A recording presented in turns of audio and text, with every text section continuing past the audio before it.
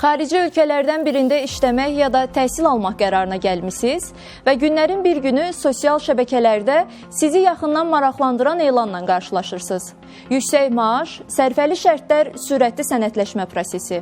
İlk baxışdan hər şey çox cəlbedici görünsə də, araşdırmalar onu göstərir ki, son dövrlər sosial şəbəkələrdə xaricdə iş və təhsil adı altında saxta elanlara rast gəlinir. Bu elanlara inanaraq xarici ölkələrə səfər edən bəzi vətəndaşların sənədləri əllərindən alınır. Onlar məcburi əməyə, cinsi istismara məruz qalır və sonda insan alverinin qurbanına çevrilirlər. Bəs bu kimi hallardan qorunmaq üçün nə etməliyik?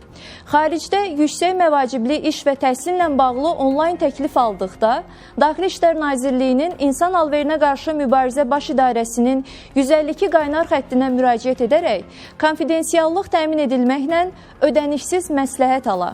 Getmək istədiyiniz ölkədə akreditasiya olunmuş Azərbaycan Respublikasının diplomatik nümayəndəliyi və ya konsulluğu ilə əlaqə saxlayıb, elanın həqiqiliyini dəqiqləşdirə, İş və təhsil təklif edən şirkətin və ya fiziki şəxsin xüsusi icazəsini, yəni lisenziyasını tələb edə və bağlanacaq əmək müqaviləsinin sürətini istəyə bilərsiniz. Ehtiyat tədbirləri bununla da bitmir. Ölkə hüdudlarını tərk etdikdən sonra da diqqətli olmalı, şəxsiyyətinizi təsdiq edən sənədləri heç kimə etibar etməməlisiniz.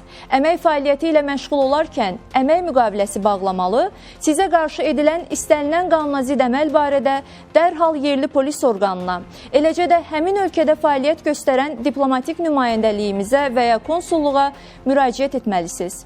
İnsan alveri haqqında məlumatlı ol, qurbana çevrilmə.